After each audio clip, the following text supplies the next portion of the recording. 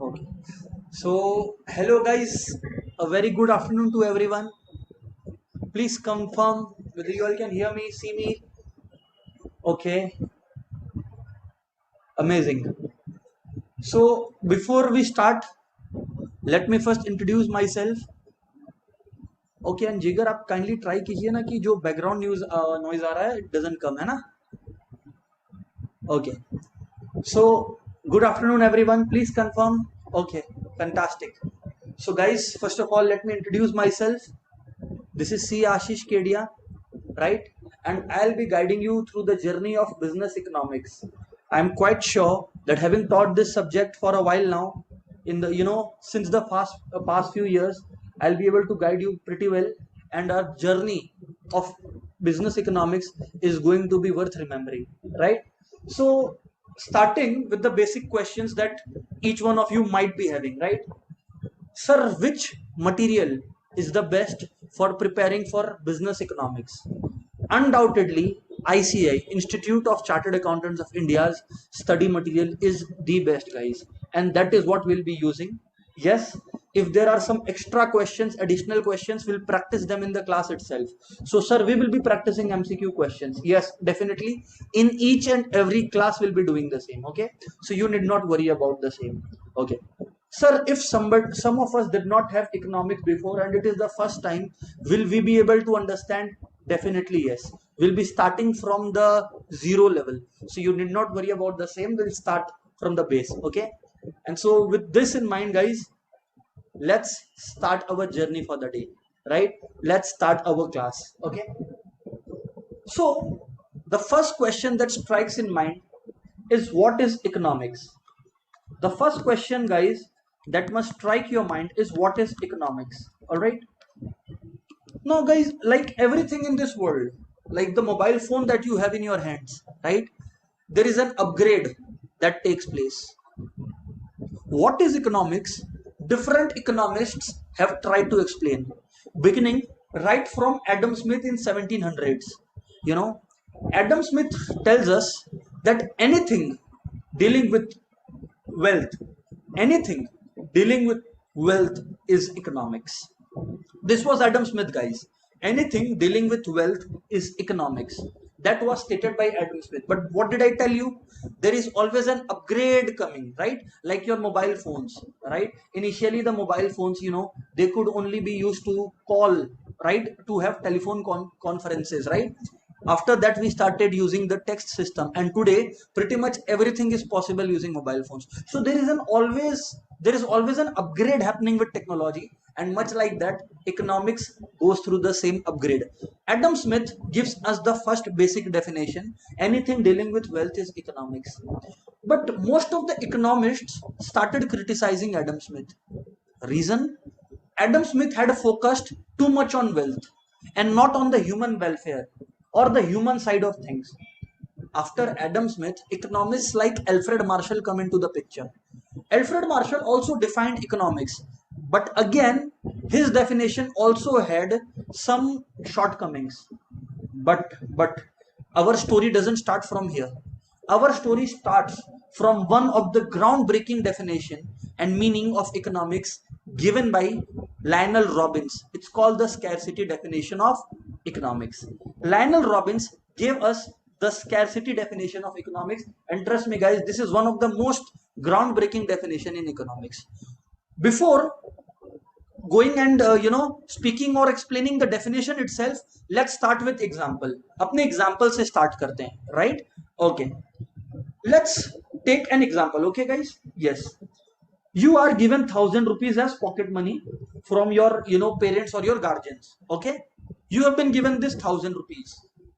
Now let's give you four options. Okay, out of this 1,000 rupees you have four choices to make. Out of this 1,000 rupees you have four choices to make. Number one, you can spend this 1,000 rupees on, let's say, going and watching a movie. Maybe you can spend this 1,000 rupees on, let's say, going and having a pizza at Domino's or any food chain that you may like, right? You may use this 1,000 rupees if you are an avid investor into the markets, and you may start a investment program wherein basically you'll invest this 1,000 rupees in some share, debenture, whatever instrument you like. Or maybe you may decide to spend this 1,000 rupees on a particular, let's say, book that you might love reading. Okay. Now, if I ask you, if I ask you, then you'll obviously tell us that, sir, we want everything. Yes, we want everything. But guys, you all tell me, is it possible? No. This is what was stated by Lionel Robbins in his scarcity definition. My dear friends, Lionel Robbins tells us that there is always a choice that human beings have to make. Why? Because our wants are unlimited. You see, we want all of these, but resources, that is the money that we have, is limited. So is the case with everything in this world. We want everything, but then because all the wants cannot be satisfied, so we have to decide with the resources we have which want we want to satisfy and which want we might cancel off or may postpone for future consumption, right? Exactly. This is the definition of economics as stated by Lionel Robbins. He tells us that economics is a science which studies human behavior as a relation between two things. Ends here means unlimited wants, and scarce means limited resources which have alternative uses. Exactly. You see, this 1,000 rupees had so many uses.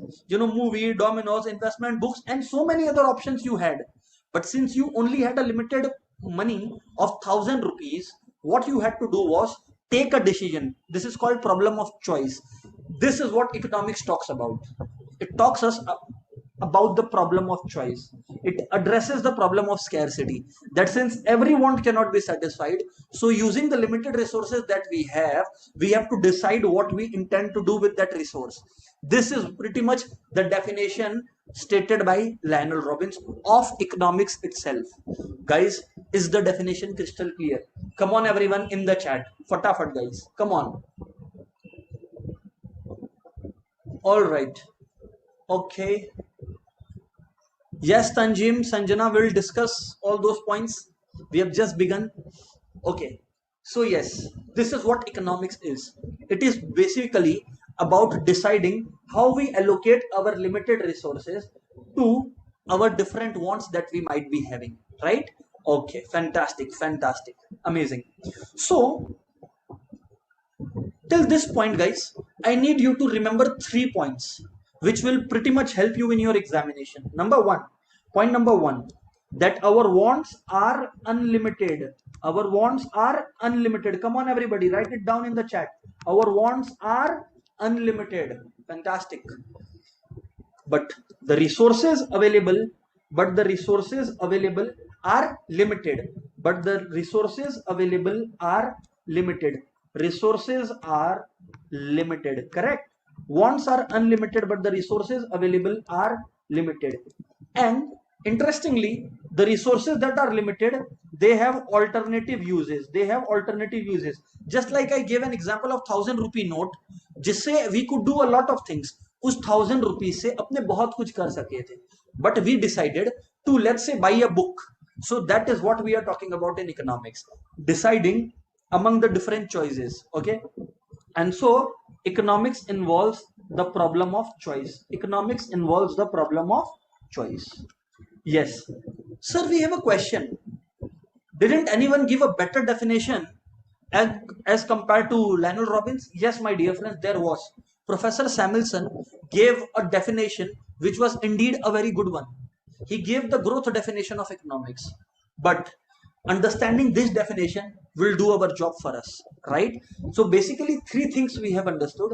Wants are unlimited, resources are limited, and there is always a problem of choice. We have to decide among the different resources available which we want to allocate our resources to. Correct? Right, sir. Now, let me tell you guys one interesting thing. Sir, we have business economics, right? Absolutely, yes. So, sir, what is business economics? The fact that we have understood what economics is takes us to the question, what is business economics? At the end, this is our foundation curriculum, right? So, I'll be telling that See guys, economics is divided into two parts. Number one is microeconomics and number two is macroeconomics. Sir, will you take us through the same? Yes, I'll definitely take you to the same. Okay, listen to me very carefully guys. Number one, microeconomics. Let's talk about a forest. Okay, come on, let's talk about the forest. If in a forest you are talking about a tree, if in a forest we are talking about a tree, if we are talking about one tree in a forest, it's microeconomics. Microeconomics deals with individual people, deals with individual businesses, producers, consumers, individual organizations. Let's say Reliance Industries, let's say Tatas. These are individual organizations in our country. So my dear friends, let me tell you, business economics, or I would rather say microeconomics, deals with that, individual units. But when we talk about India, when we talk about concepts like national income, when we talk about the forex reserves of India, when we talk about the inflation rate in the country, are we talking about an individual organization? Come on, guys, you all answer me. When we talk about inflation, when we talk about national income, when we are talking about such concepts, guys, you all answer me. What are we addressing? Are we addressing an individual problem or a country-based problem? Exactly, you all are correct. We are addressing the country-based problem. So when we are talking about the entire forest, it's macroeconomics. Is macroeconomics. So when you're talking about an individual tree, you are talking about microeconomics here. And if you're talking about macroeconomics, it's basically you're talking about the entire forest. You know, like let's say I'm talking about how an individual firm perform. What is the demand of an individual consumer? You all focus, guys. Whenever I'm addressing micro, I'm talking about individual units, right? But my dear friends, in macro we don't talk about individual units, we talk about totality, we talk about totality. And that is the world of macroeconomics. Like, we understand concepts like national income here, national income. We address concepts like employment and unemployment here, right? We address concepts like, maybe, you know, you could go ahead and tell me concepts like inflation over here. So when you're talking about these concepts, my dear friends, it's macroeconomics that you're addressing. It's macroeconomics that you're addressing, right? Everyone, very very good. Okay, Vanshika, Priyanka, Biraj, very good. Krisha, all right. Navya, very good. Fantastic answer given by you all. Correct. We will talk about the different other names that microeconomics or macroeconomics may be having. But guys, first of all, let's focus on understanding the two concepts easily, right? So micro talks about individuals, macro talks about totality, right? That's why, you know, when you use the word like demand, which is, by the way, a syllabus in our economics curriculum. When we talk about supply, again, it is a syllabus in our economics curriculum. When we talk about production, when we talk about cost, all these are the world of microeconomics. But let me tell you guys, when we talk about macro, we talk about the country, we talk about the nation, we talk about the totality. That's why, you know, it's also called the world of aggregates. It's also called the world of aggregates, because here we are dealing with totality. We are not concerned with individuality, right? We are concerned with the forest, we are not concerned with the trees here. That's why we are talking about macroeconomics here, right? But now, guys, let me tell you something. Let me tell you something. This is how the world is divided. Microeconomics, it talks about three things: theory of consumer behavior, theory of production, pricing of goods. And guess what? All these are a part of our curriculum for foundation level, right? But theory of income and employment, inflation, what are these topics? We will understand. But this is a concept of macroeconomics, as we have already addressed. So guys, as you can clearly see, we have finally been able to summarize our definition. Microeconomics focuses on the individual parts of the economy. It's not concerned with whether what the nation's wealth is. It's concerned about what the individual's wealth is, right? It's concerned about individuals, right? And at the same time, when we talk about macro, it is dealing with aggregate measures, always talking about total output, always talking about aggregate price level, always talking about aggregate employment levels. Okay, so guys, let me give you a question. Let's practice one MCQ question before we head on to the next topic. The intention of this question is to understand whether you friends have been able to understand each topic clearly or not. This is an MCQ question, so guys focus, okay? Inflation is a subject matter of inflation is a subject matter of which world? Inflation is a subject matter of which world? You have four options. I need answer from each of you friends. Microeco. Is it in the world of macroeco? Inflation is basically the continuous rise in the price, general price level. We don't need it. My question to you is both or none. Both means both micro and macro, or it is related to none. Inflation is the main subject matter of which of the fields? Micro, macro, both or none? Come on guys, I need your answer. Come on everybody.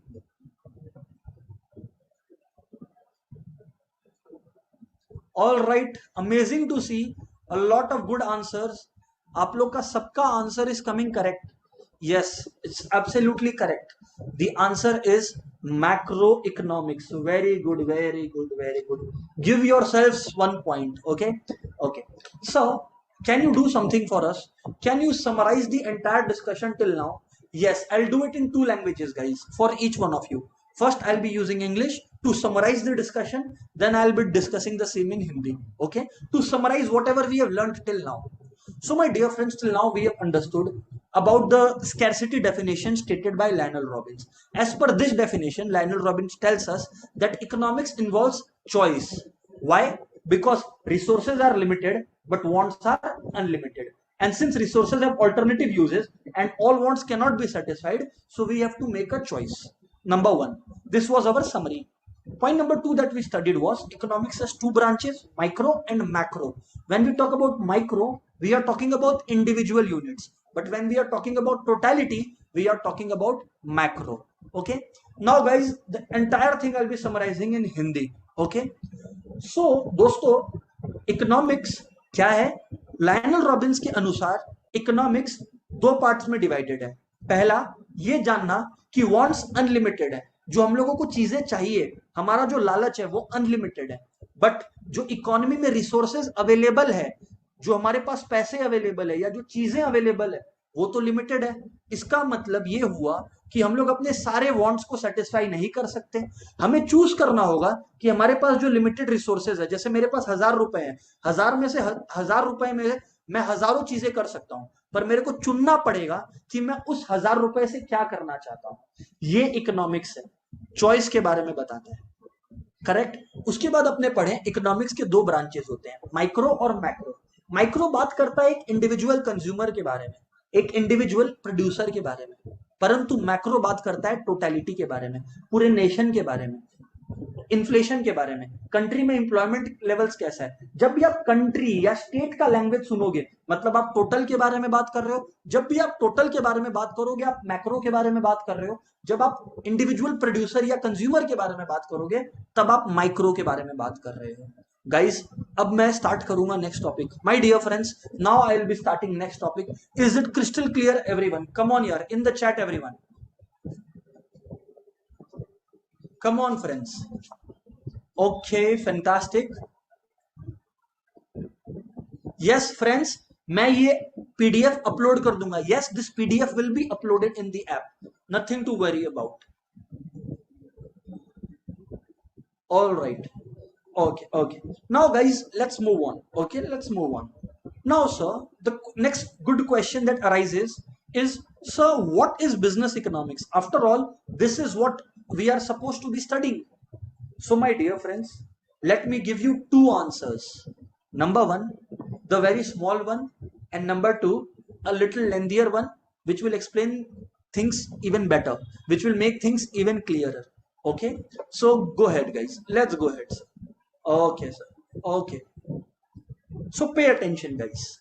Number one, yes Siddhant my dear friend, it will be uploaded.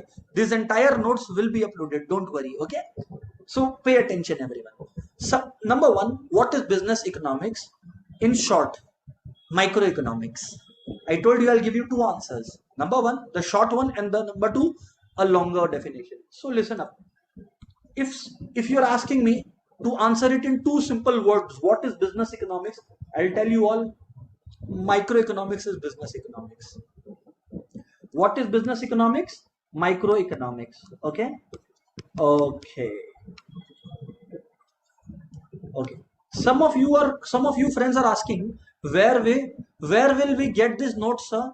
So, my dear friends, listen to me very carefully. You will get these notes in the app, Board of Studies app, Institute's app that you are having in the PDF section. After each and every class, you will get the notes uploaded there. Okay? Okay. So first of all, the simple meaning of business economics is microeconomics. Okay, what is business economics? Microeconomics. But now let me explain things even better to you, right? Because I understand this is very basic definition that I have stated. Okay, see guys, just like I gave you an example of microeconomics, I gave you an example of 1,000 rupees where a child got 1,000 rupees from his guardian and he had to make a choice. Now guys, pay attention. A business organization has to face a lot of choices each day. A business organization has to face a lot of choices each day. Let me give you some example of the choices that they face. Number one, if there is an industry, let's say leather industry or shoe industry. Number one, question number one, should we be doing the business in this industry? Number one. Number two, if we are doing the business in this industry, shall we do a franchisee business or we will do our own manufacturing? Number two. Number three, if we are doing our own manufacturing, what are we doing? Are we employing labor, more of labor, or we will be relying on more on machines? Number four, what will be the cost of production? Number five, what will be our expected demand? What will be our expected supply? What will be our profit margins that will be expected? What kind of market structure is it? Is it a market where we have a lot of competition, or is it a market where there is no competition at all? What are we basically dealing with? You guys see, a business firm is faced with a lot of choices. Exactly my point. When you apply the concepts of economics, when you apply the concepts of microeconomics to the world of business, when you apply the concepts of microeconomics to the world of business, then you're exactly talking about what, my dear friends? You're talking about the world of business economics. So simply speaking, when you apply economics concepts to business, when we apply economics concepts to business, it's also called business economics. By the way guys, let me tell you something. There is another name for business economics. Do you know what it is? It is managerial economics. It is managerial economics. Please do not forget, a very important question indeed, right? So the longer answer would be, first of all, let's write it down. What is business economics? Also called managerial economics. Basically, what is business economics? Microeconomics. Here we will understand all the fundas of microeconomics. Here we will be understanding all the fundas of microeconomics, right? Okay. So another name of business economics is managerial economics. Sir, we do have a question, sir. I ask you what? Sir, our question is pretty simple. Please tell us that what is the definition of, longer definition of business economics? The application of economics concepts and principles and methodologies to the world of business is managerial economics or business economics. Now, before I start discussing with you the features of business economics or the nature of business economics, I'll want you to clarify, is this concept clear, everyone? What is business economics? Remember, it's microeconomics funda. Understood? Applied to the world of business. Okay? Also called managerial economics, by the way. Okay, sir. All right, sir. Let's go ahead. Let's go ahead now. So now, if you all focus here, we will be discussing some features of business economics, right? The number one feature they are saying is, okay, number one is science. Business economics is a science. Why is it so, sir? I'll explain each and every point very clearly. Just focus, huh? Just listen, okay? See, first of all, why is business economics called a science? My dear friends, it's called a science because just like any scientific principle, let's say Newton's law of motion, how did it come to being? Newton did some observation, he did some experimentation, and then finally gave the world a concept. Exactly. Similarly, in the world of business economics, there are a lot of observation and experimentation that have taken place. There are a lot of principles that have been studied, which have been tested, which have been time tested, which have been found true in the world of economics. And hence, business economics, much like any scientific principle, is a science. Business economics is a science. Why is it a science? Business economics, my dear friends, is a science because it, just like any scientific concept, it involves application of principles and is based on observation and experimentation. The theories here have come from observation and experimentation, much like any scientific logic.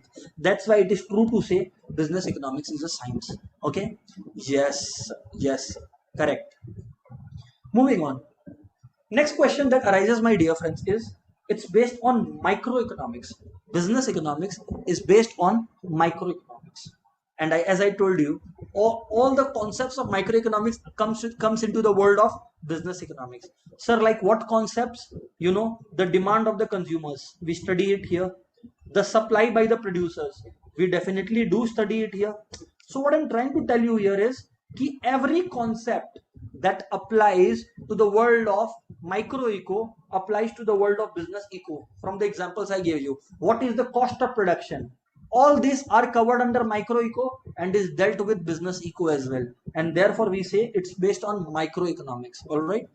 Next, it incorporates macro elements. Sir, you told us that business economics is mostly micro in nature. Correct, sir? Yes. Then what is the third point doing here, sir? Where it is written it incorporates macro elements. I'll tell you how, guys. Guys, last 2 to 3 years we have been experiencing the COVID situation, right? Now, guys, tell me, did COVID affect an individual organization or the world in totality or the country in totality? Yes, you are correct. It affected the country in totality. It affected the country in totality. Yes. But due to the effect on country, didn't the individual business have to face the same impact, the repercussions of the same? Yes, sir. Individual businesses also had to face a lot of repercussions because of what happened across the country. That's why they are telling it incorporates macro elements. Simply speaking, anything that happens in the world also affects a business, and that's what they're trying to say. Right? This is what they're trying to say. Okay, sir. We got it, sir. We got it, sir. Moving on, sir. Moving on. And therefore, we have written it incorporates macro elements. Okay. Moving on, sir. It's based on theory of markets. Yes. Every business organization is operating in a market. By the way, guys, the funny thing is we have a chapter named markets in our syllabus of business economics. You see, a lot of words I have used today are basically chapter names, upcoming chapter names. For example, I use the word demand. I use the word supply, I use the word production, I use the word cost, I use the word markets. And guess what? Each one of them are basically chapters in your curriculum, right? So there it is. It's based on theory of markets. How is it so, sir? You see, when I'm operating, it might be that I'm only the, I'm the sole seller of that particular product in the world. Like for in that country, like for example, Indian Railways. Now, if somebody is in tie-ups with Indian Railways, they are in a monopoly business. But guess what, guys? Let's say if you're talking about shoes, it can be a business which have a lot of competitors. So you can tell me that it is a monopolistic competition basically. Let's say we are in a business where there are few sellers. Then that is an oligopoly market. We will discuss all this. Don't worry about the same. What I'm trying to tell you is that every business definitely exists in some kind of market. What kind of market depends upon the number of customers, number of sellers, number of buyers, number of competitors, and so many other things which we are going to cover. But here I am trying to justify the point that business economics is applied to the theory of markets, right? Next, business economics is rather pragmatic. Business economics is rather pragmatic in approach. Sir, what does it mean? Pragmatic basically means, the meaning of the word pragmatic is practical, and I'll tell you some interesting thing here. Sometimes, guys, it happens, and yes, it is true. Let me tell you it's true. What is it, sir? Yes, Harsha, the study material given by ICI is brilliant, fantastic, it's the best. I have told at the beginning of the class, okay? So don't worry. Moving on. Pragmatic. It's practical in nature. The concepts of microeconomics are practical in nature, or rather business economics are practical in nature. Sir, why? Because you see, if you talk about microeconomics, in the world of microeconomics, when we will study in the future, in the upcoming days, I'll tell you a lot of assumptions which are not practical at all. Sir, you're talking bad about economics. You are an economics teacher. No, no, no. It's nothing about bad. Generally, all the theories that have been framed in the world, be it from economics or be it in any curriculum of the world, there have been some assumptions. Now, the thing is, similarly in microeconomics, there have been a lot of assumptions. Now, when you make these assumptions, you try to forget the real world. But the good thing about business economics is that it is operating in the real world. So it applies to real world situations. It doesn't operate on assumptions. It applies to real world situations. It considers, it talks about, and it addresses the situations in the real world, guys. And that's the magic of this particular topic, sir. Okay, sir. Amazing, amazing, amazing.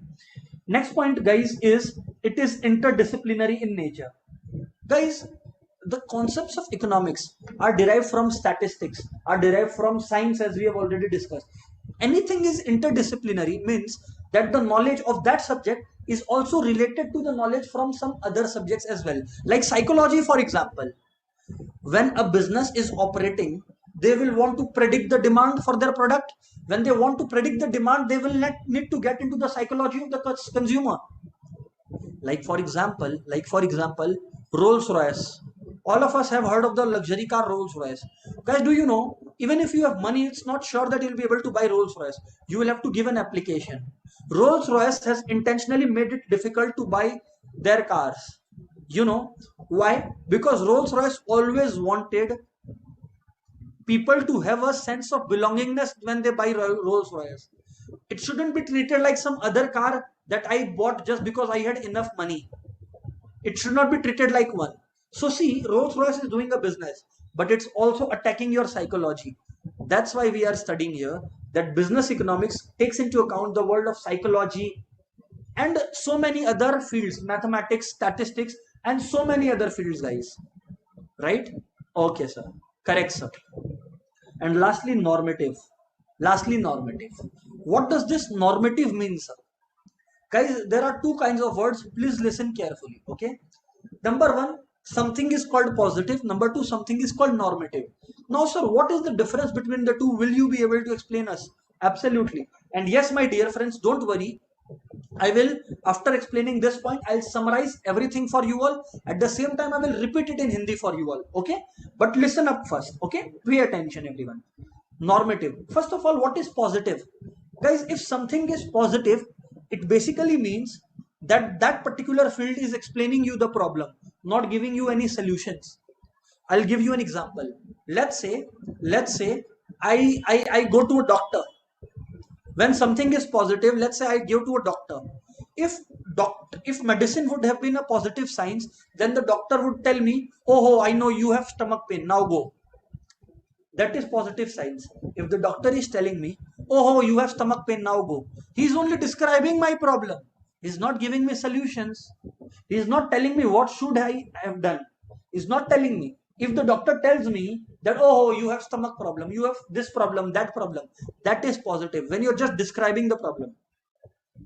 But now, if the doctor tells me, you have stomach or back problem, you must do yoga, you must try to eat healthy. When he's trying to tell me things like, what should I do? That is normative.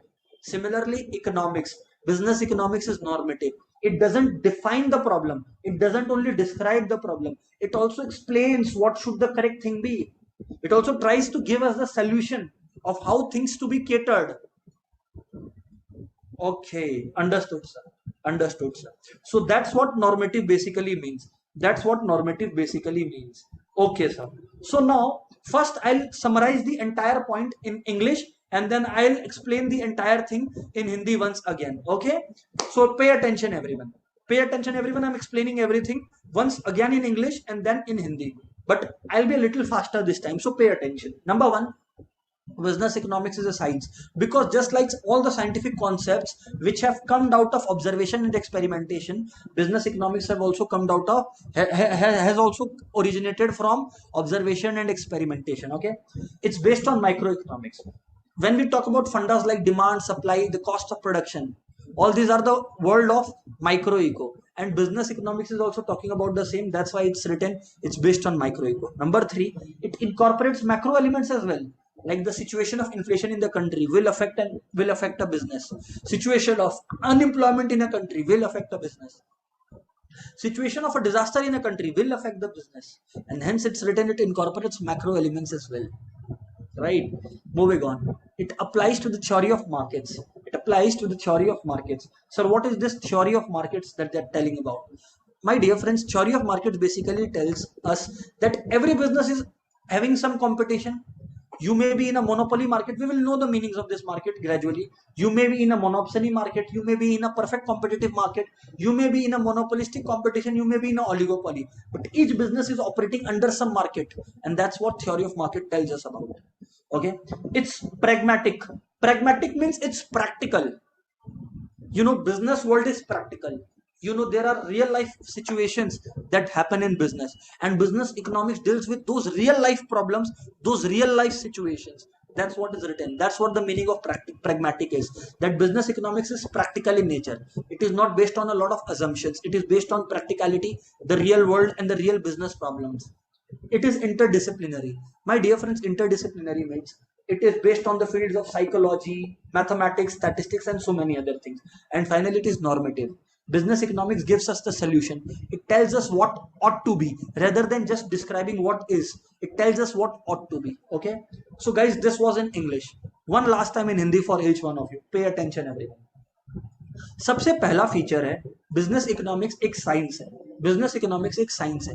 इसका अर्थ है कि जैसे कोई भी scientific principle observation experimentation करने के बाद बना है, बिजनेस इकोनॉमिक्स भी दोस्तों बहुत सारे ऑब्जर्वेशन और एक्सपेरिमेंटेशन के बाद उसके फंडे बने हैं.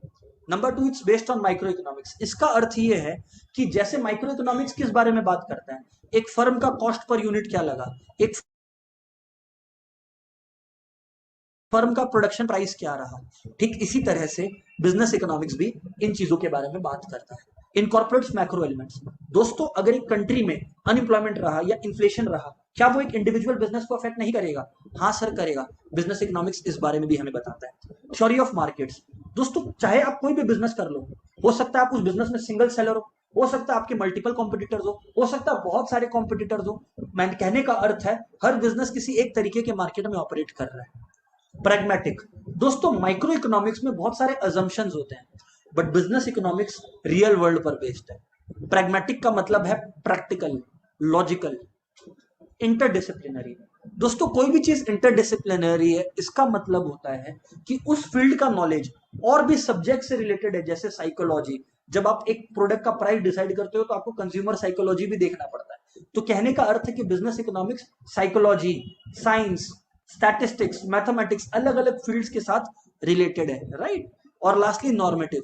बिजनेस इकोनॉमिक्स केवल आपको प्रॉब्लम नहीं बताता है, वो ये भी बताता है कि जो है उसकी जगह क्या होना चाहिए था. That's the features of business economics. Come on everyone, is it crystal clear? Is it crystal clear? Yes, we will talk about this concept like monopoly and everything in our upcoming classes, but idhar tak crystal clear kya everyone? Come on guys, come on everyone. All right, all right, all right, fantastic, amazing. Come on everyone. So let's go ahead guys. Okay, moving on. Now guys, we'll talk about scope of business economics. When we say scope of business economics, it means what kind of issues does business economics apply to. It can apply to internal issues as well as external issues. External issues are guys largely uncontrollable factors. External issues are guys largely uncontrollable factors, something that cannot be controlled. Uncontrollable, cannot be controlled. While my dear friends, I'll tell you something, so I'll write it down for you. External issues are uncontrollable means it is not within the control of one business organization or one consumer, while internal issues are largely under the control, somehow under the control, if not largely. And as you can clearly understood by the names themselves, one is internal, one is external, correct? So it's pretty easy, sir. Okay. Okay. No Shrest, my dear friend, you don't have to. You just have to listen. Focus on listening. You will be able to learn everything in the class itself. That's my assurance. Just listen, okay? Okay. Moving on. So now we'll talk about internal issues and then we'll talk about external issues. Correct. What are internal issues that business economics deals with? Demand analysis, as we have already discussed. What would our demand be if we keep this price? What would be our demand be if we change the price to all the other thing? Understood, sir? Correct. Then it's based on the theory of production and cost. Now you see, when you are doing a production activity, hai na? Now when you're doing a production activity, guys, each firm has to analyze what costs it is incurring, you know, and how many units would result in the lowest cost of production. So affairs like this are discussed in the world of micro eco or business eco, internal issues, inventory management. Now my dear friends, when you go to that inter level, there is a subject called cost. In cost you will get to calculate how much stock you must maintain in the godown. Yes, it is that interesting. You will get the mathematical formula for the same. So what it is telling is, every business has to decide, guys, that see, if you maintain a lot of stock in your godown, that is bad. If you are maintaining too little stock, it is bad. How, sir? Let's consider a situation, guys, in which you are in a business of manufacturing and selling shoes. Let's say if you are maintaining less number of stock, less quantity of stock, what will happen as a result? Sir, the result will be that if the customer gives you a bulk order, and since you are maintaining too little stock, you will not be able to supply the same. What will happen, my dear friends, as a result? As a result, it will obviously happen that your customer might shift to some other seller. You have lost a business opportunity. Yes, sir, you are correct. Exactly, that's my point here. So inventory management tells us how much inventory you should maintain. कितना stock अपने को godown में रखना चाहिए. कम stock is not good. ज्यादा stock, बेसी stock, more stock is also not good. Sir, why basic stock is not good? Because you see, guys, if you maintain too much of stock, it means you are blocking your excess money into some useless effort, rather than blocking the money into some unnecessary wasted stock. You could have invested it somewhere and earned a return out of the same. So it should always be calculated. How do we calculate it, sir? It's not an affair to be discussed in the foundation level. Inter level will cater to that. Okay. Next, market structure, as I've already told. Sir, we are feeling that things are being repeated. Yes, correct. Because they indeed are being repeated. Next, resource allocation. As I told you, a business organization, like an ordinary individual, will have limited funds. So if a business organization has, let's say, 1 crore to invest, they cannot start 200 businesses. They'll have to select one or two and put in their efforts, right? Resource allocation. Because every one of us wants that we must have infinite number of businesses. But wants are unlimited, resources are limited. Correct? Okay. And finally, profit analysis. These are the internal issues that business economics addresses. What are the external issues? Economic system. Economic system basically means, guys, and some interesting fact, we will be discussing economic systems today. What type of economy are we in? Is it a capitalist economy, socialist economy, or a mixed economy? And by the way, we will be discussing that today, so don't you worry, guys. Chapter 1, my dear friends, is divided into two parts. Number 1 is intro to business economics, and number 2 is basic problems of economy. Till now we are in the part 1 of the chapter. Today we will complete both the parts easily, so pay attention, guys. Okay, all right, sir.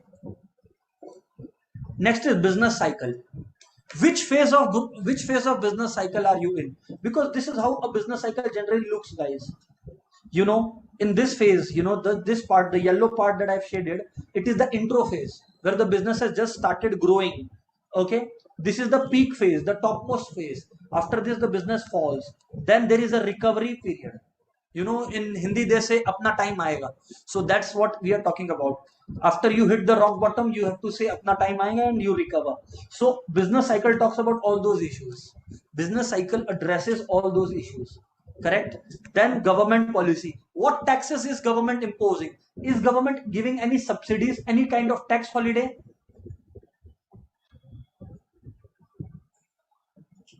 Right? Central bank policy. What is our RBI doing? What is our RBI doing? And finally, what is the social policy? Social policy basically means what is the policy of the government towards the society? How much welfare and how much, profit? What is the intention of the government? We'll discuss all those things. Just remember the heads. So let's practice one or two MCQs before we are able to move on to our next part. And guess what guys, congratulations, we have been able to complete our first unit. But wait, hold on, I'll summarize it in Hindi for all the friends who want me to do the same. But before that, let's practice some 2 or 3 MCQs. Okay, moving on. So guys, my question to you all is, business economics is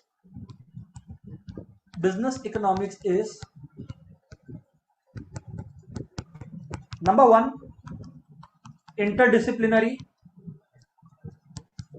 I am giving you the option. Come on, everyone.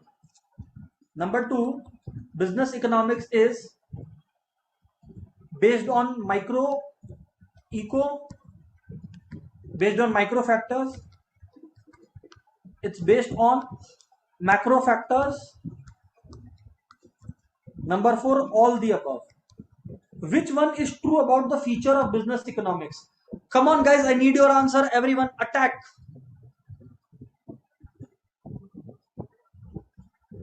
Yes, Shreya, this is live class going on.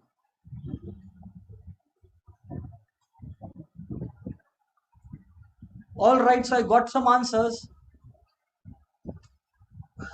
Parijat, all right. Arshdeep, very good.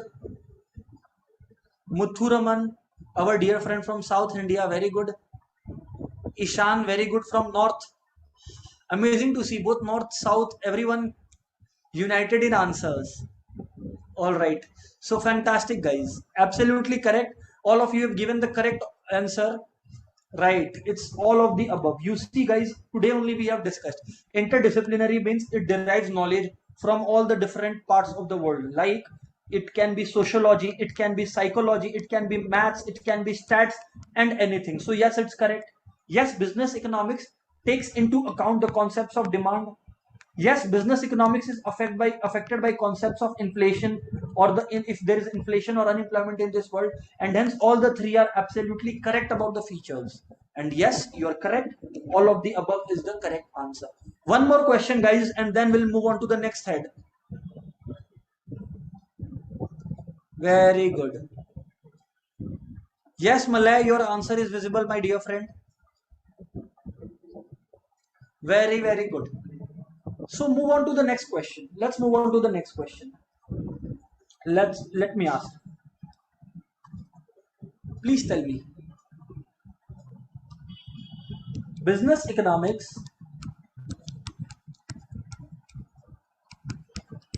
is also called, number one, managerial economics.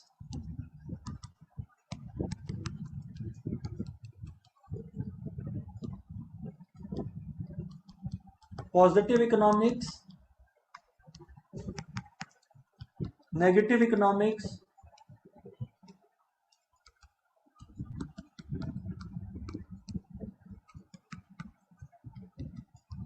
and fourth option is none of above. What do you say, guys? Come on, everyone. Yes, Moksha, your answers are visible.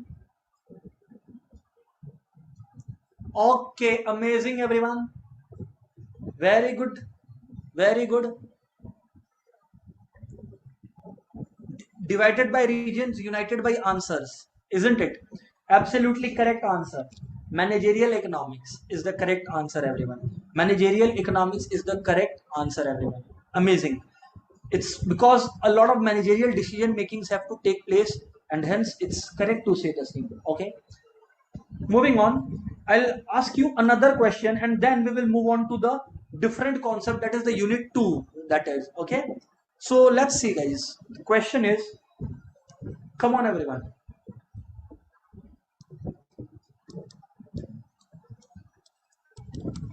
Business economics is number 1 positive, number 2 normative, number 3 none, number 4 all. What say, guys? Come on, everyone.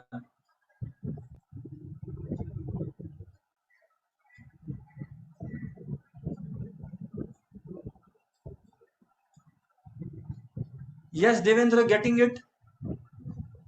Yes, Dhwanit.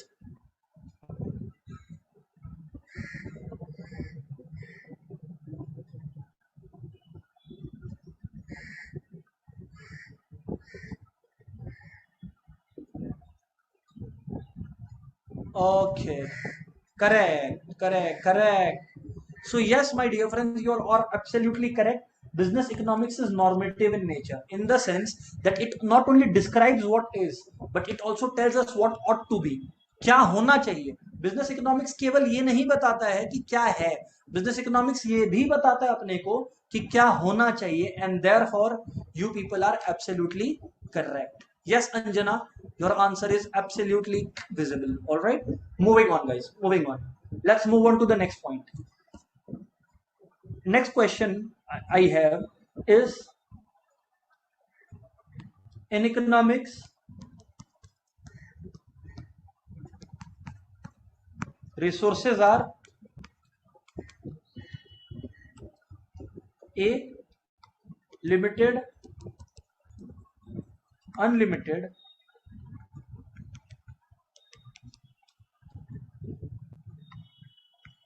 limited, unlimited, we don't know, D, nobody knows. Now you'll obviously know that I could not think of other two options, so I give this as an option. Correct. Yes, resources are correct. Absolutely correct. Absolutely. Resources are limited, but wants are unlimited. Absolutely correct. Absolutely correct. Correct. Fantastic, guys. So now let's move on to our new learning, and that's the second unit after all. Basic problems of an economy. Basic problems of an economy is what we are going to discuss right now. And you know what, guys? It was Lionel Robbins himself who had laid the foundation for this unit. I don't mean that he has written this unit in the book, but what I'm trying to say is whatever we are discussing is basically from the theory of Robbins. Okay, so here it is. And guys, these are the 4 central problems of an economy. In any economy of the world, you'll find these 4 basic problems. So let's discuss each one of them then. Okay, let's discuss each one of them then. Go ahead, sir. Number 1, what to produce, how to produce, for whom to produce, and economic growth provision.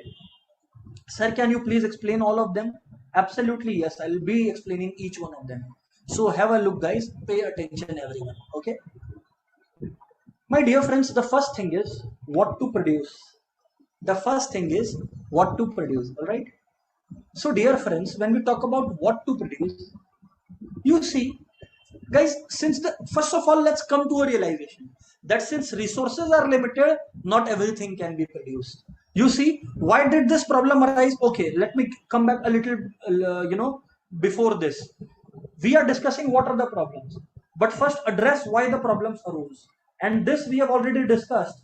Why problems arose? What are the problems? I'll be discussing in a lot of details. Problems क्या है? We will discuss. Problems क्यों है? We are discussing now. हम लोग अभी ये discuss कर रहे हैं कि इकोनॉमी में प्रॉब्लम्स है क्यों, क्या प्रॉब्लम है वो अपन बात कर लेंगे, ठीक है ना, उसका चाप मत लीजिए। सुनिए sir, so see, why problems arose, the reason is any problem in the economy arises because wants are unlimited. We have discussed this, resources are limited and the resources have alternative uses. We have discussed this, and that's why I'm written only the initials. So if somebody asks you why the problems arise in economy, the three answers are: number one, wants are unlimited, resources limited hai, resources have alternative uses. This is why the problems arise.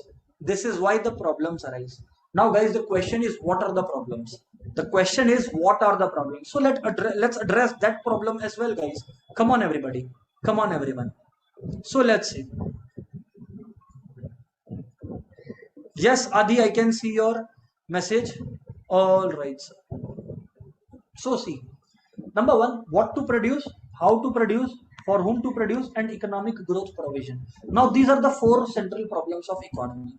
See guys, we have come to this realization that all the output as much as we want we cannot produce. Why? Because resources are limited. Because resources are limited. Because resources are limited. Now the question arises, what do we produce? Let's say in an economy there are two goods. In an economy there are two goods. Let's say guns.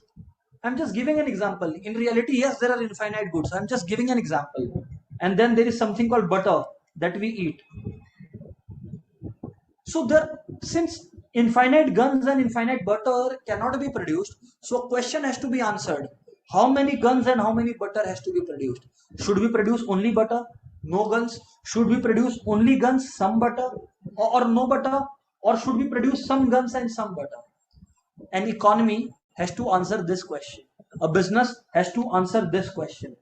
What to produce? Guns or butter or both? Number one. Let's say we have decided what we have to produce. Let's say we have decided what we have to produce. Okay. Let's say we have been able to decide what we have to produce. Now guys, let's address the second question. Let's address the second question. Number two is how do you produce it? What to produce has to be answered. The second question that has to be answered, guys, is how to produce it. How to produce it. So guys, let me tell you something. What to produce, after this how to produce. Now in how to produce, again you will have to answer. See guys, there are two techniques of production in this world. There are two techniques of producing anything in this world. Number one, capital oriented techniques, labor oriented techniques. See, it is not our work to answer these questions. What to produce? We are not sitting here to answer this question. We are only here to understand this problem. What is the problem? That what is to be produced. Finished. We don't have to answer that whatever the consumer wants or whatever the government wants. This is not something to be answered right now. Just understand the respective problem. What is the problem? What to produce. Full stop. Moving on. The next question is how to produce. Guys, there are two techniques of production in this world: capital oriented techniques and labor oriented technique. Sir, what is capital oriented technique? My dear friends, capital oriented technique basically means a situation where you use more of machine and less of labor. See, it is not possible in any bloody world that you only use machine or only labor. Obviously a combination of both has to be used. Obviously a combination of both have to be used. What is a capital oriented technique? My dear friends, capital oriented technique is a situation where you are using more of machine and less of labor. Okay. And what is labor oriented technique? Labor oriented technique is a situation, my dear friends, where you are using more of labor and less of machines. Where you are using more of labors and less of machines. Understood? Yes sir, correct. Yes sir, correct. So now then there is a question. Now there is a question. What technique should we use? Should we be using machine oriented techniques more or labor oriented more? Now each one of you will be wanting to answer. Some will say capital, some is saying labor, but let me tell you guys, all of these answers are incorrect. Which technique to use or what will be the answer, it all depends on one thing.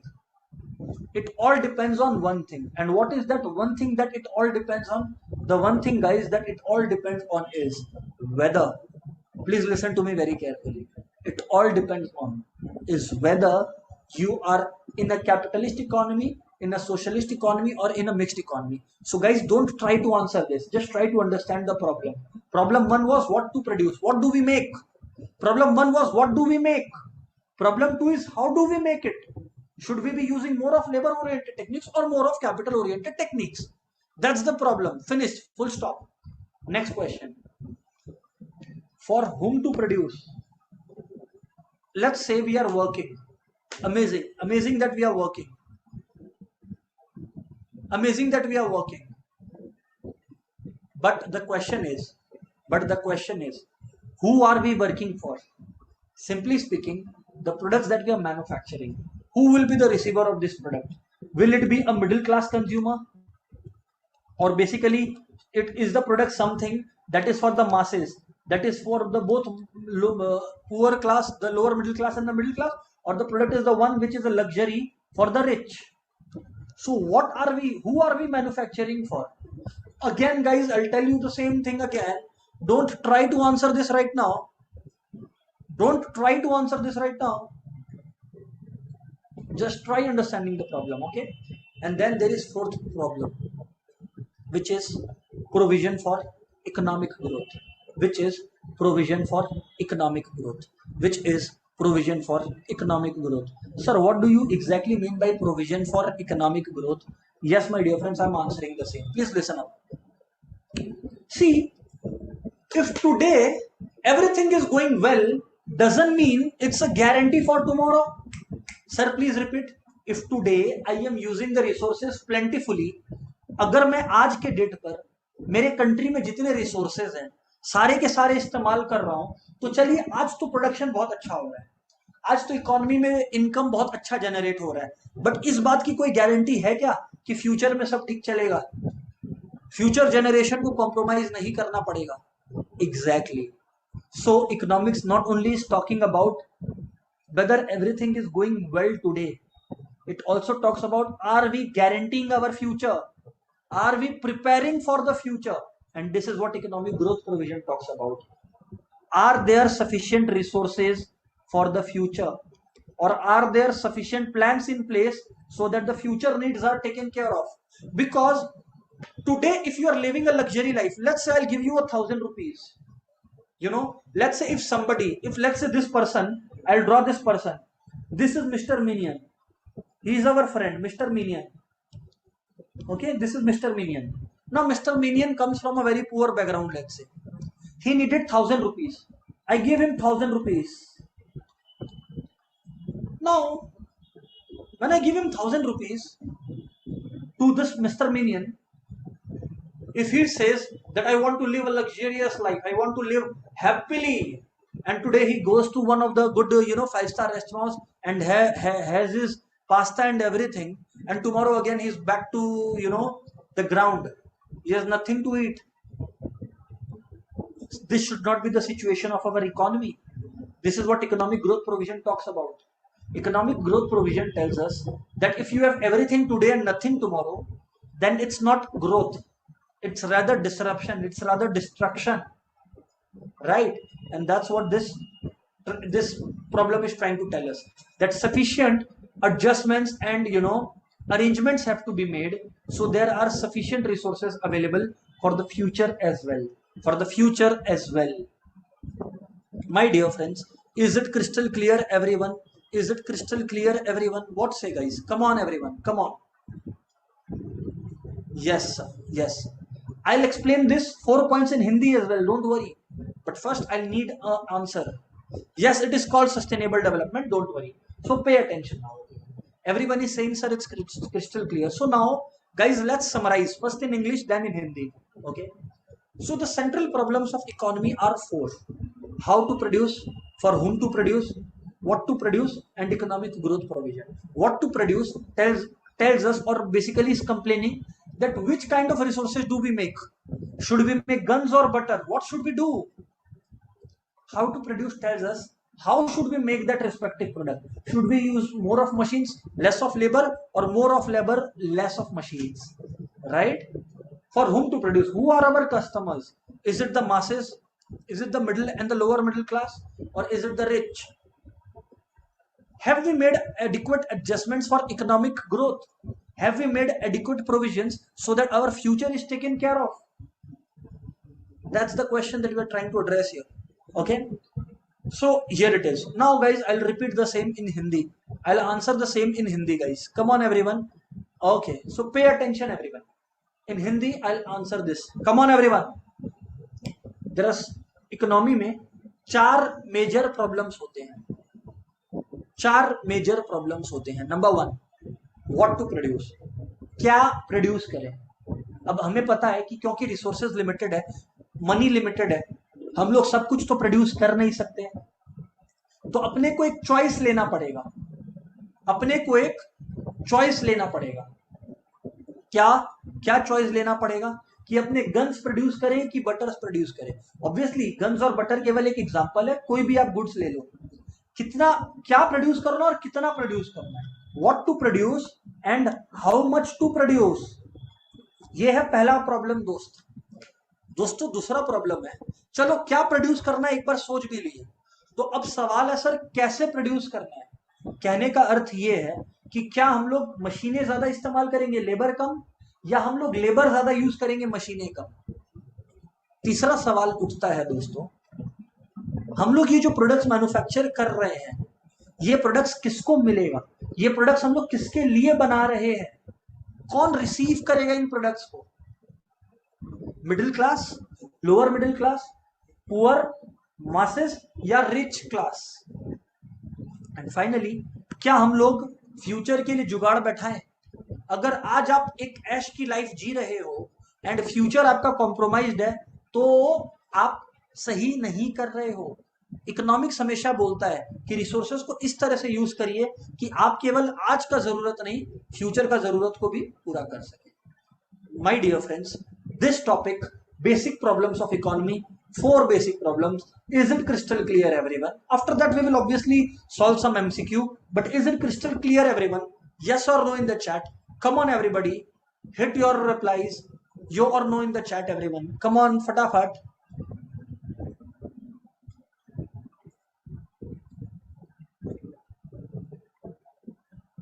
Yes Varun, economics deals with both goods and services. केवल goods नहीं, services से भी deal करता है. Correct Varun.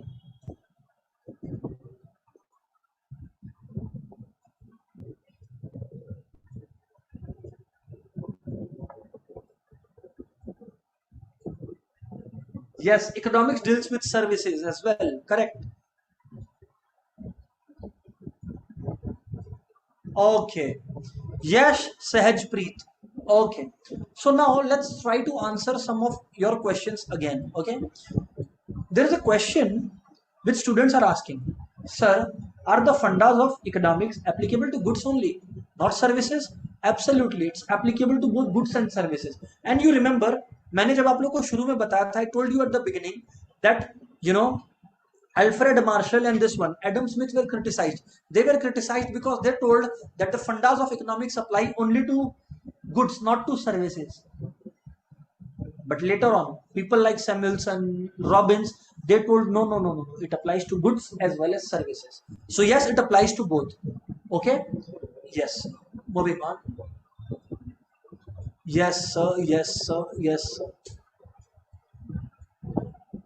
Okay, one of my friends is asking, sir, business economics is an art. How is it sir? How is it sir? Guys, yes, it is an art.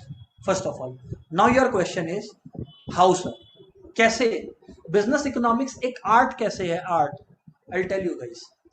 सबसे पहले let's understand, first of all let's understand what is an art. My dear friends, art is anything which can be improved, which you can get better at with continuous practice. Art is anything which you can get better at with continuous practice. Now my dear friends, tell me, when you are in the world of business economics, when you are managing people, when you are managing resources, when you are managing money, yes, you may not be very good in the beginning, but won't you be better or even way better from the beginning as and when you keep the job on, you keep the practice on? Yes or no guys? Yes, sir, you are absolutely correct. We will get better with time.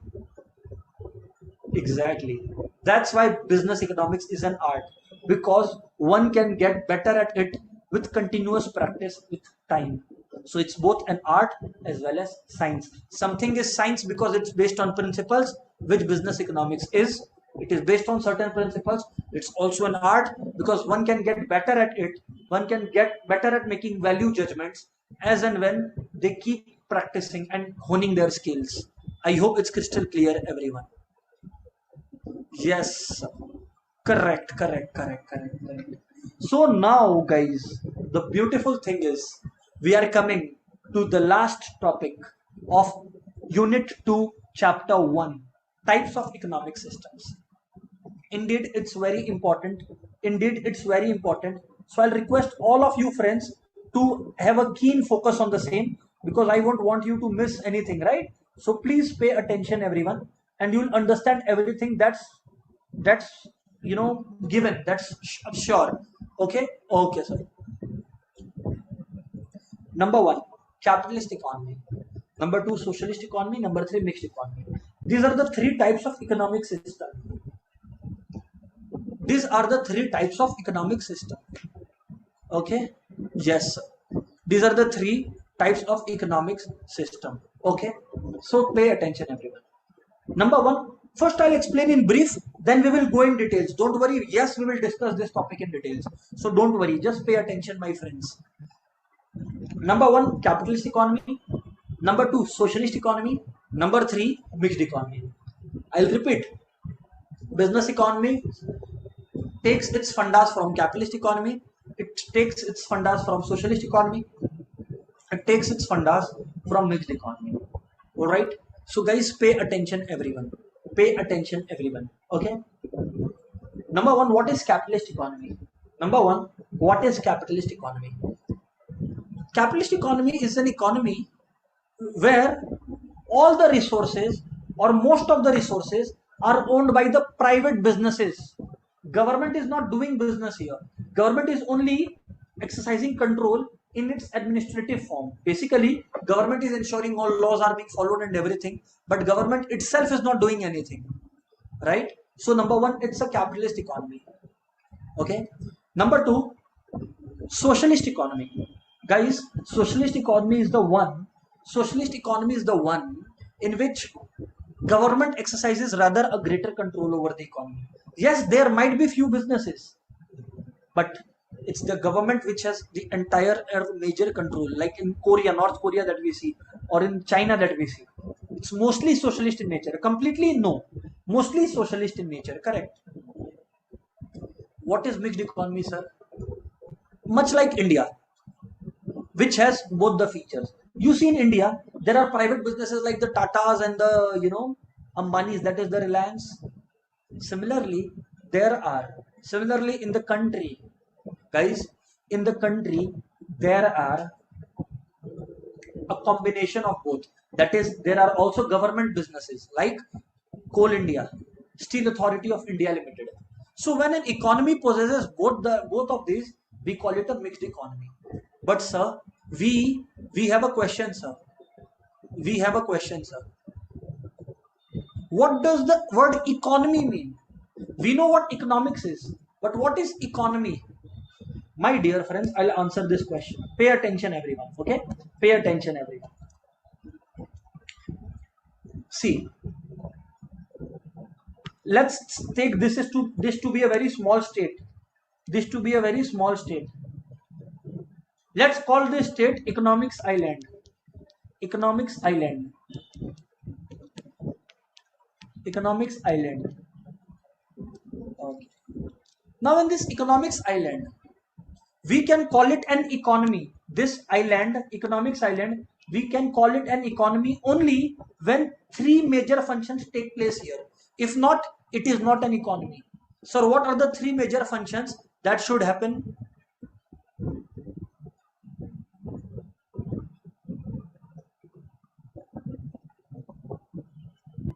Pay attention, everyone. Economics Island. Three things should happen. Number one, production of goods and services should take place. Distribution of income because if people are helping you in producing goods and services, you will give them some money, which is their income, and at the same time consumption of goods and services should take place. So if any of you have a question, what does economy mean? Remember, any unit can be called an economy, no matter how big or how small it is, if it has these three major ingredients. Number one, production. Number two, distribution. Number three, consumption. अगर आप जिस unit का part है वहां पर ये तीनों चीजें होती है, गुड्स का प्रोडक्शन, गुड्स का डिस्ट्रीब्यूशन, इनकम का डिस्ट्रीब्यूशन, और गुड्स एंड सर्विसेज का कंजम्पशन, तो आप एक इकोनॉमी के अंदर हो, तो आप एक इकोनॉमी के अंदर हो. सीधी बात, नो बकवास. सीधी बात, नो बकवास. Okay, yes sir. Now moving on. Let's pay attention, everyone. Let's talk about in details all the three types of economies. All right, let's talk about all the three types of economies. Okay, so we will start with capitalist economy now. We will start with capitalist economy. Okay, and sir, who is this person who looks like a judge of Supreme Court? No. He is basically Adam Smith. But it doesn't matter. You will never get a question, give a label diagram of Adam Smith. It will not come. I have just put it, so that you know. So Adam Smith is one of the pioneers and thinkers who talk about capitalist economy. Now guys, about any kind of economy, you must know three things. What you must know about every types of economics, we will discuss three things: the features of that economy, the merits of that economy, the demerits of that economy. Again, the features of that economy, the merits of that economy, and the demerits of that economy. Features, merits, and demerits. But guys, I'll tell you a secret. Don't tell anyone. Listen up. The secret is, if you listen up to the features very carefully, अगर आप features को ठीक से सुन लो, आपका merits, demerits अपने आप prepare हो जाएगा. Understood? चलिए बातचीत करते हैं. सबसे पहले, what is capitalist economy? Guys, writing the points is a formality. First, try to understand everyone. First, try to understand everyone. Okay, pay attention, everyone. Number one, capitalist economy. Number one feature is, it's an economy that is characterized by right to private property. It basically means that you can have your own property. Nobody is going to question where you're owning resources. There is a right to own resources. There is a right to own resources. It doesn't matter what. So there is a right to own private property in a capitalist economy. In a capitalist economy, there are two kinds of freedoms that I want you to know. Number one, two kinds of freedom. So I'm basically telling you two features in one. There is a freedom of occupation and there is a freedom of choice. Sir, what does it mean, sir? Freedom of occupation means as long as you are doing a legal work, you can do any business. The government will not force you. Let's say government will not force you. Government is not going to force you. Yes, Neil, my dear friend. Okay. So, capitalist economy. Number one, right to private property. Right to private property tells us कि आपके पास ये अधिकार है कि आप अपने नाम पर resources own करें. Number two, freedom. आपके पास दो freedom है. पहला, freedom of occupation. Whatever business you want to do, you can do. Whatever work you want to do, you can do. Like for example, if I want to teach, I can teach. If I want to enter a leather business, I can enter a leather business. If I want to enter a shoe factory, I can do that. Simply speaking, do whatever you want to. Your life, your rules. As long as it is legal. As long as it is legal. Freedom of occupation means right to do your own work, right to earn your own living, doing whatever you want to do. Freedom of choice. See, freedom of occupation talks about producer's point of view. Freedom of choice talks about consumer's point of view. Like consumers have the right. Consumers have the right. Consumers have the right. Consumers have the right to choose among the different kind of resources available. Like example, yes, policies, yes, Arshdeep. Now see, if you talk about choice, consumers have the choice. Let's say for example, there are Nike shoes available, there are Puma shoes available, there are Adidas shoes available, there are Bata shoes available. What I'm trying to come to is that there are different variety of shoes. You have the right to choose any of the brands. So there is a freedom of choice with the consumer, right? Yes. Yes, correct. So this is point number 2. Point number 3 is point number 3. See, I have explained these 2 points in one only. Okay. Moving on to the next point. Yes, a very important point indeed. Capitalist economy. Who is controlling the capitalist economy mainly? The private businessman. Who? The private businessman. Come on, everyone. Who is owning? The private businessman. Private businessman means businessman basically who are owning private property. Correct? So, guys, what is the motive that will be underlying this economy? Absolutely correct if you are telling profit motive. Absolutely correct. Profit motive is the main feature of this economy because everybody is focusing mainly on profit here. Everybody is focusing mainly on profit here. And guess what? And guess what? There is another name for this economy, capitalist economy. Do you want to know the other name, guys? Yes, sir, we do want to. It is also called laissez-faire economy. Laissez-faire economy. What is laissez-faire economy? Free from government interference. To what extent? That is, government will not intervene in your business. Government आपके business में टांग नहीं अड़ाएगा. Laws and regulations अभी भी government ही बनाएगा. Laissez-faire economy is a economy which is free from government interference. आपको जो business करना है करे as long as आप सारे rules follow कर रहे हैं and आपका business legal है. Free from government interference. Correct? That is a laissez-faire economy. इसको फ्री मार्केट इकोनॉमी भी बोलते हैं. लेसी फेयर का मतलब फ्री मार्केट, बिकॉज यहां पर फ्रीडम है. क्लियर है? यहां पर फ्रीडम है. अब दोस्तों क्योंकि यहां पर फ्रीडम है, लोगों को जो करना है करे, इसीलिए ये मार्केट ना बड़ा कॉम्पिटिटिव है. ये मार्केट बड़ा कॉम्पिटिटिव है. ये मार्केट बड़ा कॉम्पिटिटिव है. व्हाई? बिकॉज जैसे let's say you have thought, let's say you have thought of doing a business which is in the shoe work, which is basically related to shoes. So other person might also think both of them have the right to do the work of shoes because there is a freedom after all. So that's what they are trying to say. There is a lot of competition here. There's a lot of competition here.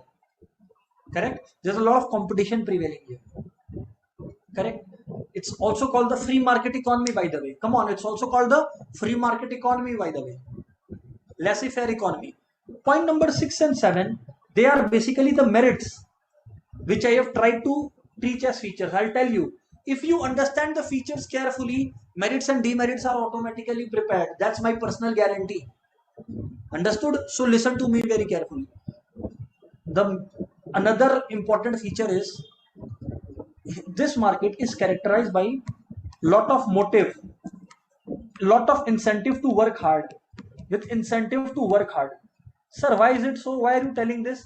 That there is incentive to work hard or something like this? I'll tell you guys why. I'll tell you guys why. Guys, because here there is a right to own private property. If you do well, you reap all the profits, you get all the profits. When we know that if we do well, we will get the profits, and if you don't do well, we will bear the losses. Naturally, we are motivated to do better. If you know that your performance is going to decide your profit levels, you will automatically have the incentive to do better in life, my dear friends. Yes, sir. So that's what they are saying. A lot of motive and incentive to work hard. And point number 7, guys. Point number 7, guys. Point number 7, guys.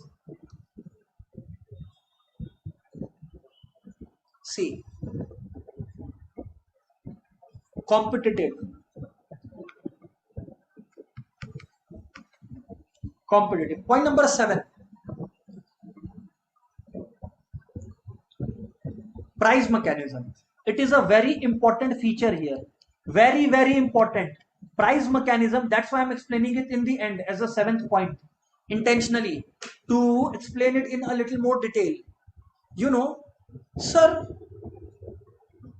one question is coming from Arjdev. What is consumer sovereignty? My dear friend, I explained now freedom to consumers. Consumer is the king. That's what they are saying. Consumer has the choice of choosing among different varieties of products available to them, right? That's what we mean by the word consumer sovereignty, right? Okay. Now let's come to this point, price mechanism. Very important. Please pay attention. Don't ask any question. Pay attention here. Okay, sir. And one other good question is coming. I'll answer this. I'll answer this. The question is from Abhinav. Abhinav, wait, I'll repeat your question, I'll answer it. But first, let me explain this price mechanism. Price mechanism tells us that in a capitalist economy, the price of any commodity is not decided by the government. It is decided by the market forces of demand and supply. It is decided by the market forces of demand and supply. What does this mean, sir? It means that in natural means, in an economy, there will be a situation. In an economy, there will be a situation where demand will become equal to supply. That is the point. That is the point where the price will be charged. Sir, we did not understand. I'll give you an example. You will understand it even better when in the upcoming classes we will do demand and supply. But for the time being, pay attention, everyone. Pay attention. See, here I write price, here I write demand, here I write supply. Now, guys, when the price is low, it is a natural behavior of the consumer to want more. Let's say the demand is 1,000 units. But do you think that the supplier will be very happy to sell at a lower price? No. So let's say the supply is only 200 units. Now the price rises to 15 rupees, and as a consequence of it, what happens? A lot of people have tried to reduce their demand, because when price rises, demand falls, because a lot of people find it expensive now. So let's say the demand is 800. Now the suppliers are very happy, so they are supplying more from their stock, 800 units. And let's say the price has reached 20 rupees. Now there are a few buyers, 200 only, but suppliers are so happy that they are ready to supply 1,000 units at this price. Now guys, guess what? Guess what, guys? There has come a point. I need everyone to identify that point. There has come a point. एक point ऐसा आया है जहां पर quantity demanded और quantity supplied एक बराबर है. What is that point where quantity demanded is quantity supplied? Yes, when the price is rupees 15. So price is decided this way. Stock market is a brilliant example. If you look at stock market, it works on this price mechanism funda only. Right? It works on this price mechanism funda only. Right? So it's this economy is characterized by demand equals to supply. So price mechanism means a situation where demand is equals to supply, and at that point, at that price level, my dear friends, price will be charged. That will be the price level charged. My dear friends, that's pretty much it about capitalist economy. Obviously there are a lot of advantages and disadvantages of it. Sir, what is the disadvantage of capitalist economy? Can you tell us? Yes, I'll tell you. Merits you have already understood. Demerits is, sir, it leads to income inequalities. Why? Because you are giving people the right to own property, so the rich will get richer and the poor will get poorer. The rich will get richer and the poorer will get poorer. Rich will get richer and poor will get poorer. Income inequality. This is what is meant by income inequality. Because the rich will not be serving for the benefit of the poor. They'll focus on their own work. And so the rich becomes richer and poor gets poorer. Income inequalities. Sir, what else is the problem in this economy? Will increase, and something which is in lesser quantity, of which there is a dearth, which even reduce further. Acha. Sir, is this the point? Yes, sir. Priti, please understand, the price mechanism is a situation जहां पर demand and supply becomes equal. We will discuss it in the upcoming classes as well, so don't worry. What is price mechanism? Price where demand equal to supply. For now, remember this. Bus, full stop. Moving on. Misallocation of resources. Number 4. In this economy, instability may arise because resources are being misallocated, so there may be instability.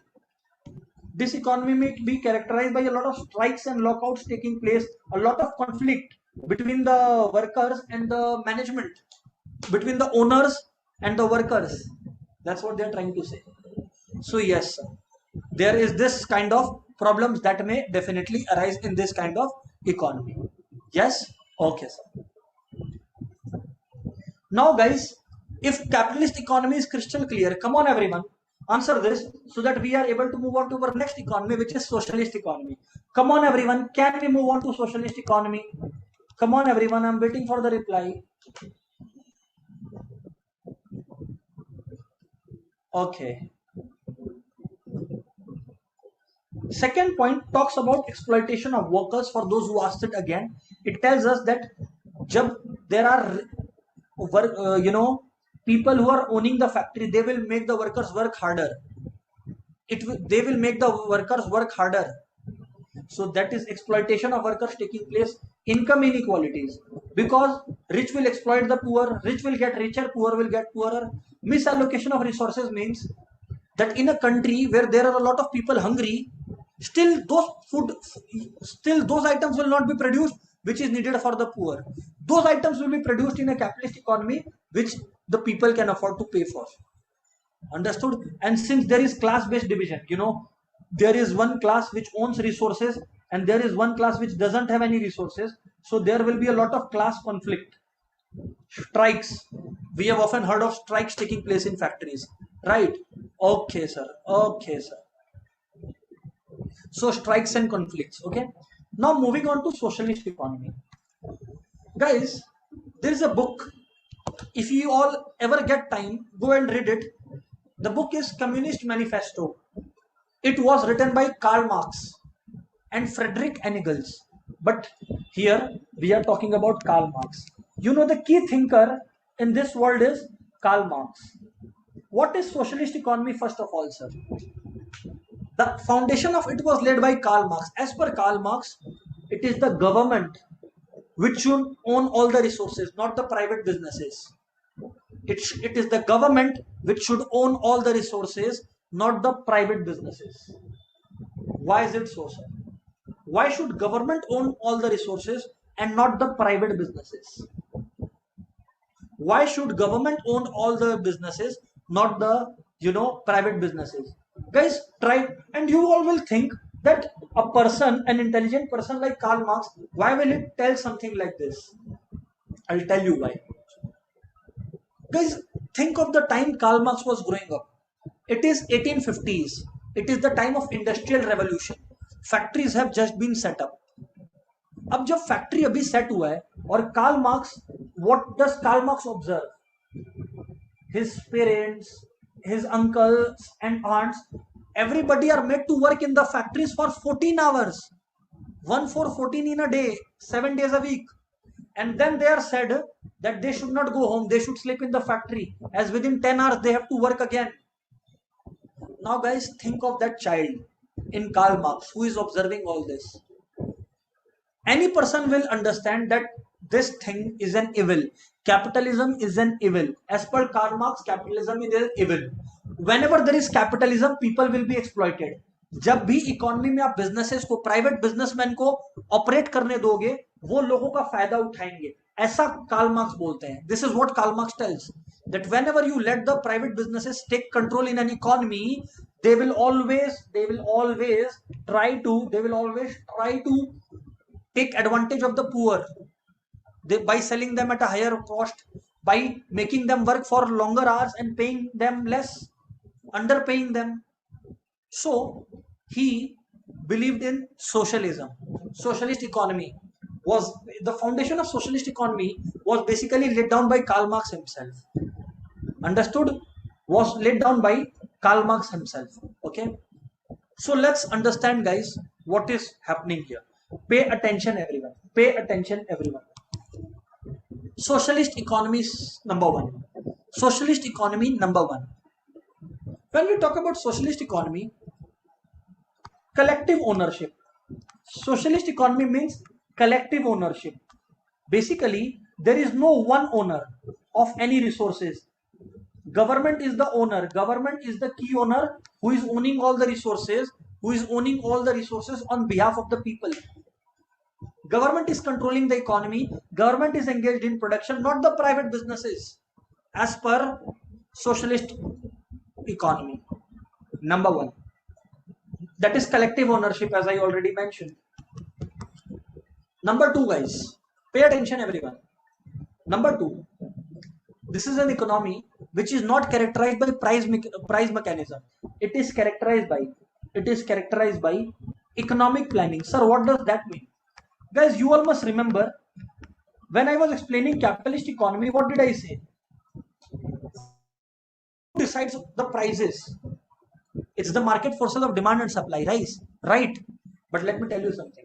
Here economic planning takes place. Basically, it is the government which takes all the decisions regarding what to produce, how to produce, for whom to produce. Everything is being decided by government. Everything is being decided by government. It is not an individual who is deciding all those things. It's the government that is deciding all those things.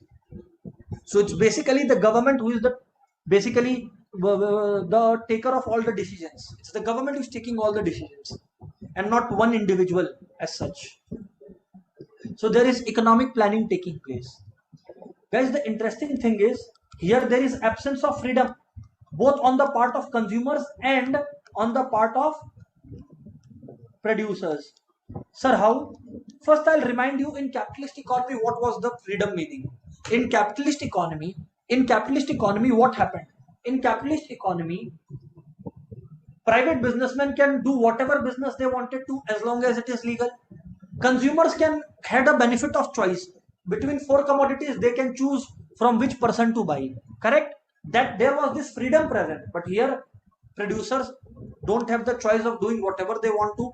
Consumers don't have the choice to buy whatever they want to because government is taking hold of the economy. So in basic meaning, government is trying to regulate what is being produced.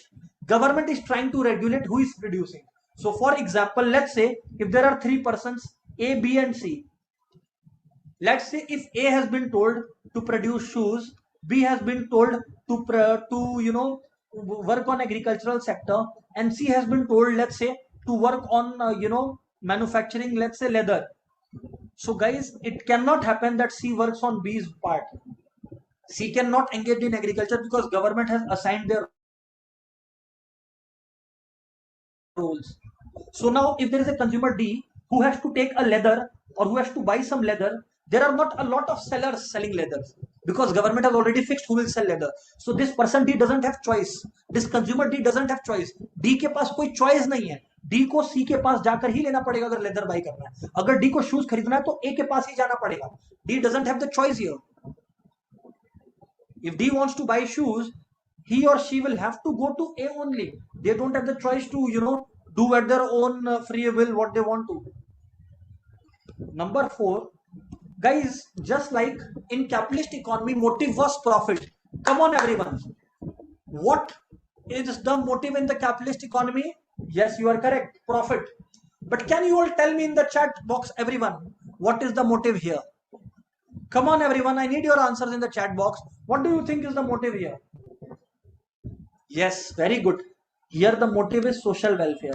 Here the government will not look to maximize profits. Here government will seek to ensure that almost the entire population is satisfied with its decision. Government will try to ensure that everybody is satisfied with its decision. If not everybody, at least maximum people are satisfied. Because even God cannot satisfy everybody. So how can the government do that? But here government will try to ensure that maximum people in the country have their needs fulfilled. Correct? So there is this social welfare thing that prevails here. And obviously there is no competition here. Why? Because the government is controlling every business. So why will the government allow competition to take place when it is the government who has the entire control of things? Yes, sir, you are absolutely correct. Yes, sir, you are absolutely correct. So guys, just like there are a lot of merits of socialist economy. Sir, what merits? Like in features we did. The merit of social welfare, the merit of absence of competition, better allocation of resources, another merit. Why? Because you see, in capitalist economy, production was made for who was able to pay. Here the government is producing to ensure everybody is getting their basic needs satisfied. So the resources of the country are better utilized. They are not, going wasted in building something which people don't need at all. Social service, as you call it. But then there are a lot of demerits, guys. Demerits, number 1 is, and I believe it's the biggest demerit, lack of motivation. You know why? Because here people at same levels get equal salaries. For example, if there are two persons, let's say Mr. A and Mr. B.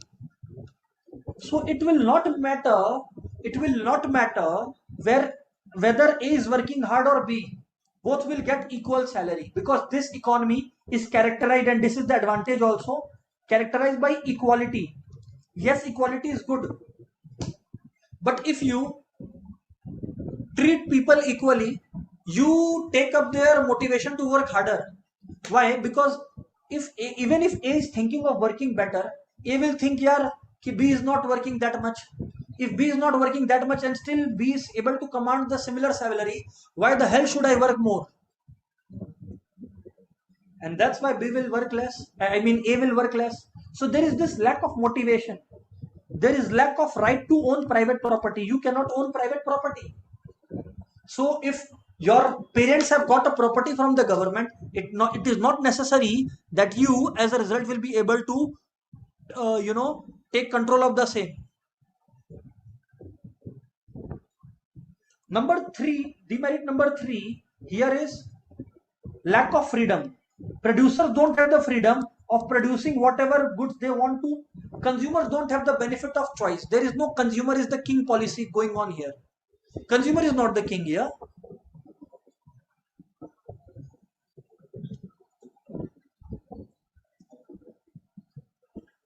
Lack of efficiency. People are less efficient in this economy because they have fixed salaries.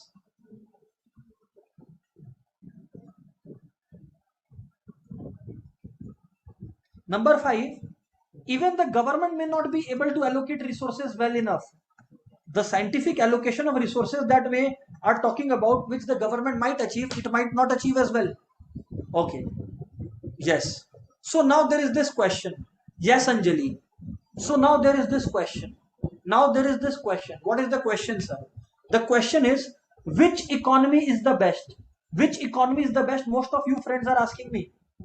My dear friends, remember, any form of extremism is madness in the world, and it's true everywhere. One more demerit I'll explain, and then I'll tell you which economy is the best. One more demerit is red tapeism. Sir, what does red tapeism mean? It means in government offices, if the economy is entirely controlled by government, there will be lot of delays. Red tapeism is delay in decision making. Sir, why it is called red tapeism? Because what happens is in government offices, when they get a file to approve something, they just put a red tape over the file and put in their cupboard, and the decision is not taken over the years. So this delay in decision making is called red tapeism, which is generally prevalent in a socialist economy, I would rather say. Now the question is, which economy is the best? Guys, any form of extremism is not good. If the economy is entirely capitalist, then a lot of people will be exploited. And if the economy is extremely socialist, then people will lose all their freedom. It will be government basically becoming dictatorship. So both are not good. Any form of extremism is not practical. It's not practical at all. Not practical. And therefore, we come to a mixed economy approach. My dear friends, mixed economy supporters were economists like Tony, Tawny, Tony, Bertrand Russell, and a lot of people like them. Okay? But what is mixed economy? My dear friends, it's an economy. My dear friends, mixed economy is an economy which is characterized by the existence of both. Yes, you are correct. Sir, here there is private sector. Yes, my dear friends, there is private sector here, plus there is government sector. So basically, government is operating the businesses as well as private sector is operating. So mixed economy has features of both. Basically, here there is profit motive. So here, along with the profit motive, there is also objective of social welfare. If some goods price is decided by price mechanism, as was done in the case of this particular capitalist economy, similarly for some goods, prices are being determined by the economic planning. That is government acting as the sole decision maker. Right? Here, there is freedom as well. In some cases, freedom for some businesses to the producers and consumers, and in some cases there is lack of freedom as well. Like for example, even if the producer wants to manufacture missile, a business private businessman, they will not get that permission.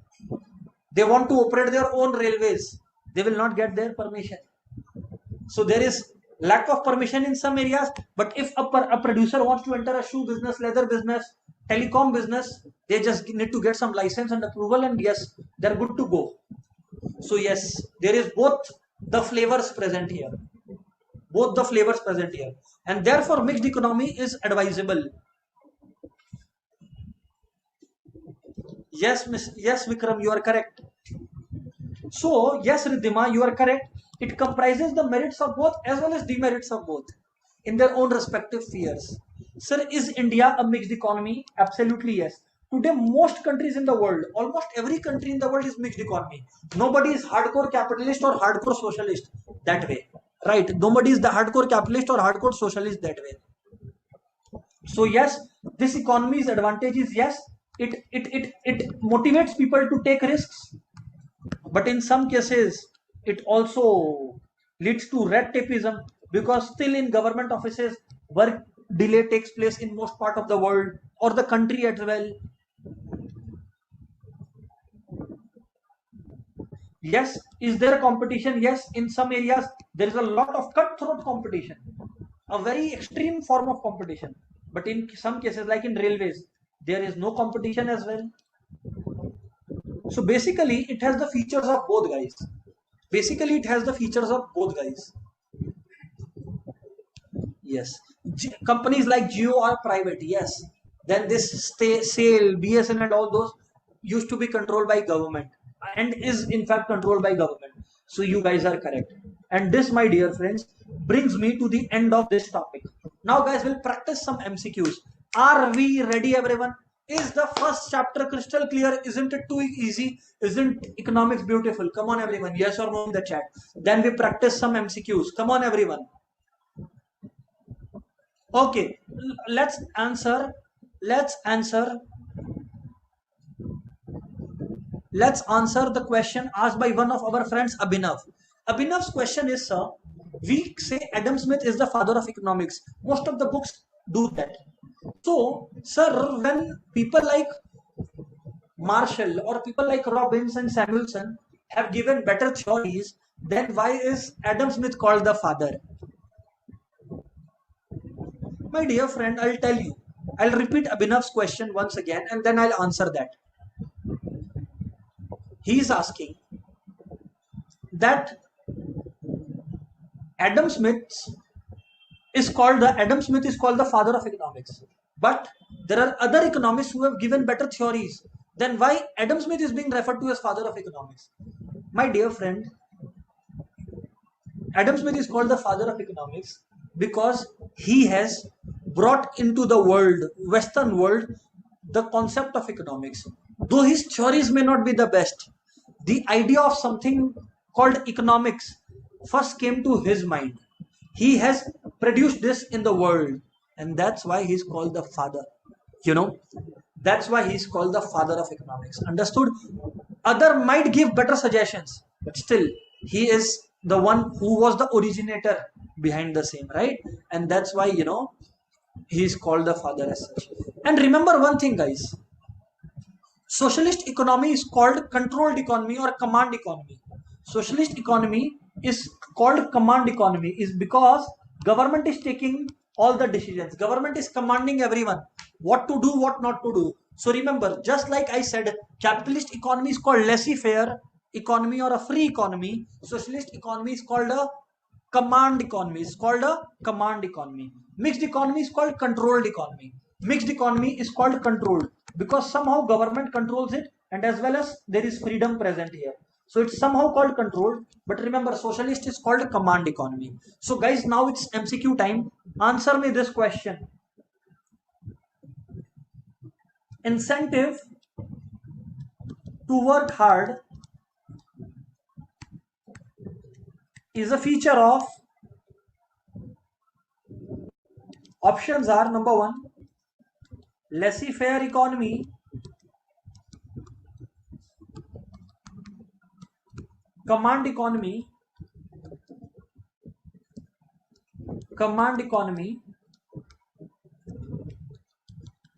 or control economy? Whose feature is it? Come on, my dear friends, answer me.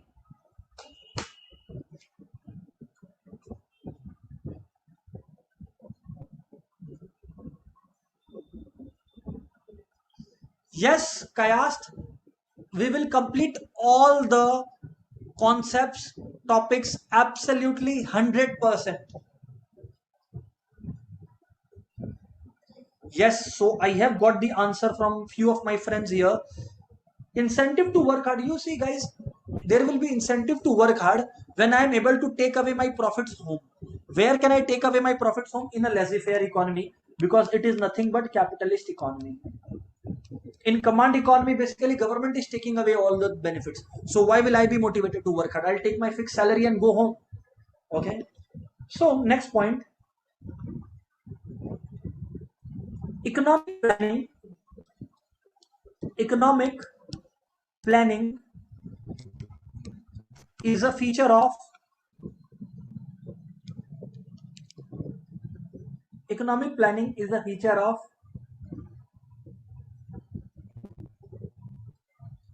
capitalist economy, socialist economy, C,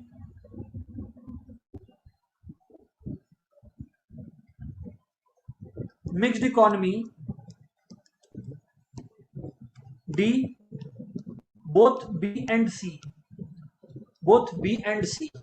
Come on, everyone, let's see who answers this question, because the one who is able to answer this one have understood this concept absolutely well. Come on, everyone, I need you all to tell me this. Come on, friends. Come on, everyone. Come on, guys.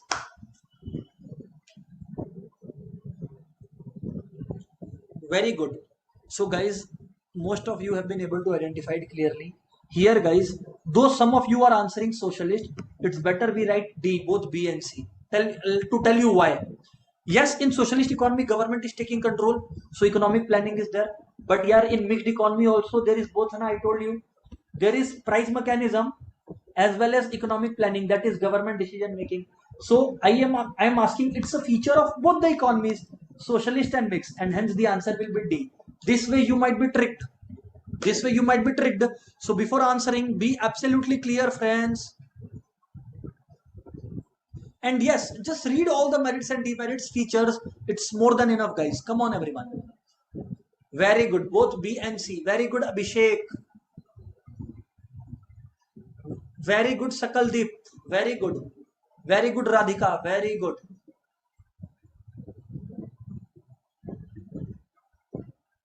So yes, my dear friends. This brings us to the end of chapter number 1. I hope each and every one is crystal clear with the concepts. One last time, yes or no, guys? Come on, everyone, so that we can call it a day and we'll meet next day. Come on, everyone. One last time. Reply, everybody. Okay. So it seems everything is clear. Non-financial organizations or not-for-profit organization will also be considered in an economy which is both mixed. Why? Because it has both capitalist and socialist features, right? So that's it for the day, guys. Goodbye, everyone. See you all next day. Tata, everyone. Goodbye.